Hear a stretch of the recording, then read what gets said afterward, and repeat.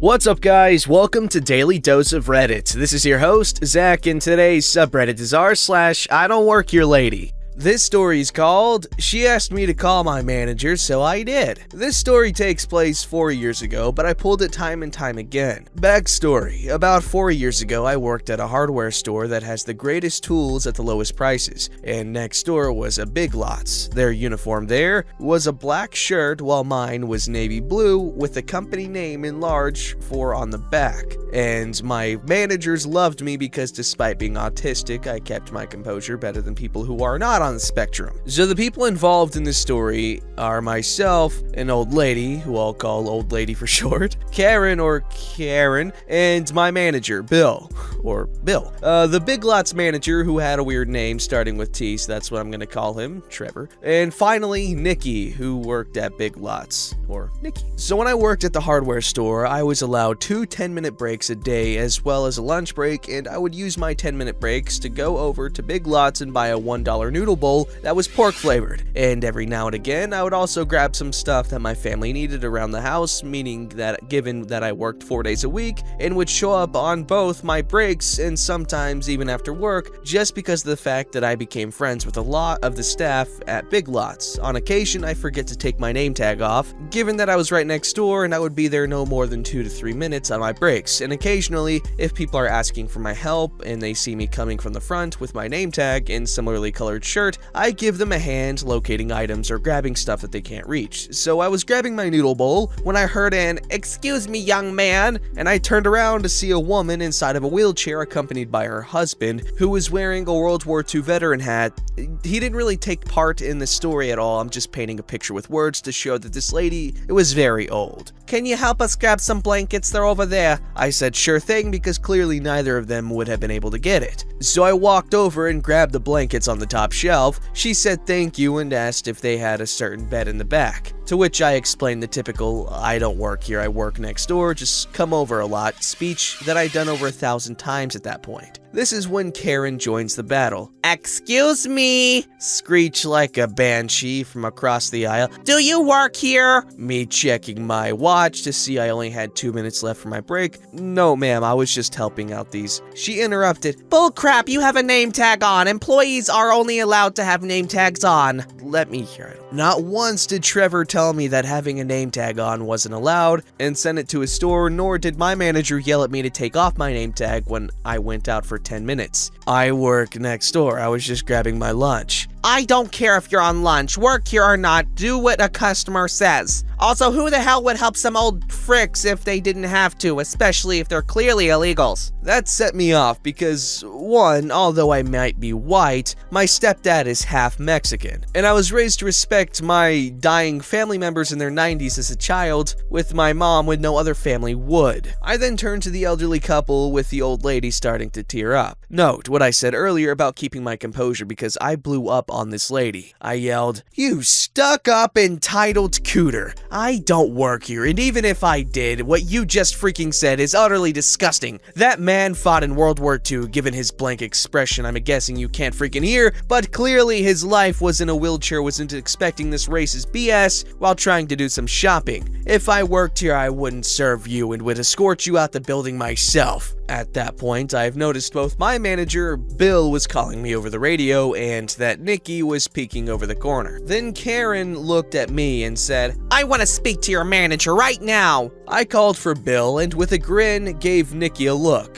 I've known her for a year, so she knew what I was planning ahead of time. I pick up the radio and say, "Manager to aisle 10 of Big Lots, I have a rather rowdy customer acting a fool and causing a scene." At this point, Nikki is watching the door for Bill to walk through, before calling to Bill, "What's going on here?" "Your employee cursed me out. I want him fired." Bill looking at me, "OP, what happened?" She came to me from behind after seeing me help out this lovely young lady and her husband grab some blankets from the top shelf. I tried explaining to her that I didn't work here, to what she insulted these two individuals for both being old and Hispanic and saying that whatever she wanted was more important. I lost my cool for a moment and I did raise my voice and state obscenities. Bill looked at her and said, "I don't care what my employees do when they're punched out and not in the store they work at. However, I don't think I'll be letting you into our store anytime soon." The Karen said, "What are you saying?" "He doesn't work here." Trevor joins the battle. "Hey, OP." "Hey, Trevor. Nikki said a lady was harassing you?" "Yep, that's her right there." Meanwhile, Karen was baffled by what was going on in front of her. "What's going on?" "This lady insulted an elderly couple for being old and Hispanic, and I lost my cool, and Nikki saw the whole thing." Karen turned to Trevor. "Fire him, you're clearly the manager." Trevor looked at the old couple who were siding and said, "Is what this young man said true?" The old lady responded, "That racist bench said we were illegals, and that white boy put it in a place." To which Trevor said, "Well, sorry ma'am, I'm not gonna allow someone who harasses our customers because of biases that may have to shop here. Sorry, but you can't buy anything from the store." "Whatever, N-word. I just came here to buy some nails. I don't care if I'm banned. I'll just go next door and buy them. They probably have better price crap there than you got here." Bill smiled. "Lady, I just banned you from shopping next door." Karen was shocked. "Only the manager can do that." To which Bill said, "Read the name tag," which had the manager, his name, and the company name. She stormed off, knocking over a sunglasses display, and Bill said, "You can clock back in, and I'll give you an extra 20 minutes of break today. It's a good thing that dumb bench doesn't know that you don't clock out for breaks. Next time, give me a little bit more warning before I confront one of her kind." At the end of the day, I got drinks with Trevor, Nikki, and Bill, and we all laughed at how that lady managed to have herself banned from 2 stores in the span of 2 minutes. Is this some Goku versus Frieza 2 minutes? Because how did the manager walk from the other store to the... Okay.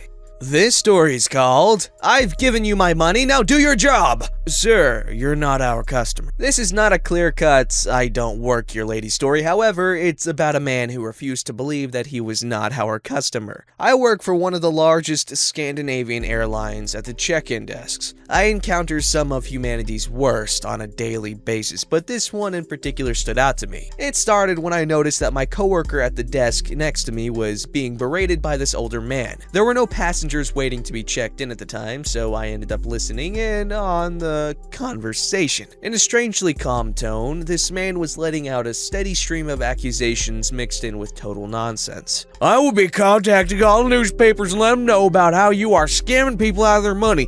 This is your responsibility to fix, so you will have to fix it." "I'm very sorry, sir. However, due to this ticket..." "I gave you my money, so you are gonna fix this." The conversation kept looping pretty much exactly like this over and over, without my coworker ever getting enough time to explain the problem to the passenger without being cut off. I quietly asked the coworker if he needs me to call for a supervisor, but to my surprise, he responded that everything was going great, with a grin on his face. With me butting into the conversation, it finally created enough room for my coworker to finally explain to my passenger what the problem was. "Sir, you are traveling with our Air, established Irish low-budget airline. We work for S Air. What do you want us to do?" Without hesitation, the older man continues to tell coworker off. "It is S Air that got my money, so it is your people who are gonna fix my ticket." "There's nothing we can do with this ticket, as it is for a different airline that we have no affiliation with. If you want our help, you will have to visit our ticket office." He points in the direction of the ticket office. "I've already given you my money. Why would I give you even more?" At this point, it's been over 20 minutes of this, and both me and coworker are starting to get fed up by this man's antics, and I walk around the counter to stand next to them.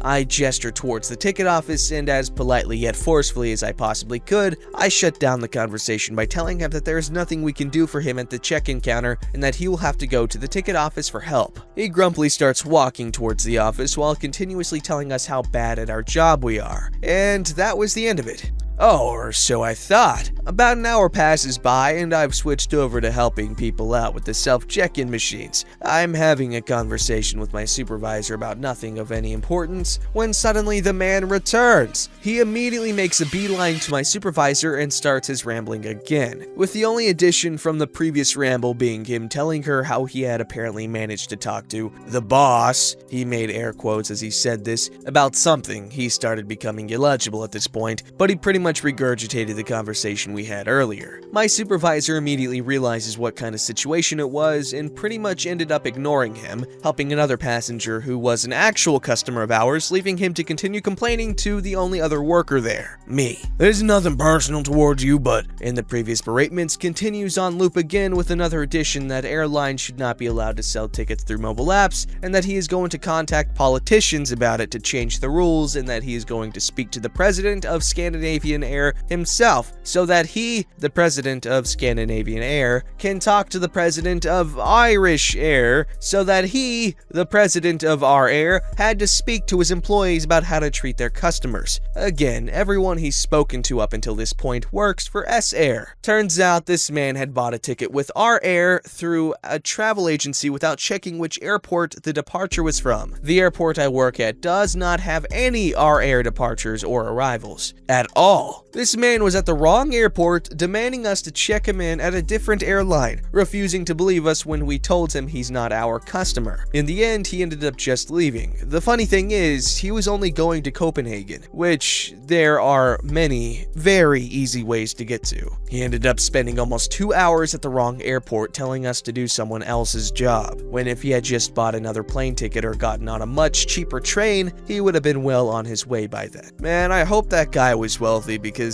some people just cannot afford to be that stupid, literally. This story is called He's My Son, Not Your Ride. This happened a few years ago, and features Son, my son. Wild Karen, a Karen fresh from her commute home. Me, tired after a long day at work, commuting home. Karen's ride. Hence, not my son.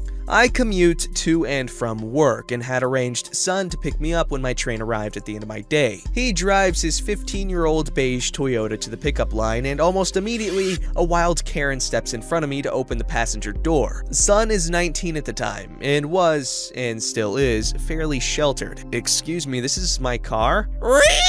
No, this is my ride, bench, and I'm not ride sharing. You just back off and get your own ride. I think you're making a mistake. No, this is my car. And she opens the passenger side door, hollering over the wild Karen, screeching, "Hi, sweetheart, did you sign up for ride and forget to tell me?" Son, visibly confused at the Karen, who was clearly not his mom, entering the car. No? This car is a mess. There's trash all over the floor, and it's not clean at all. I'm gonna give you a bad rating. Actually, he's... You just shut up, will ya? And boy, take me home. Miss, I'm not...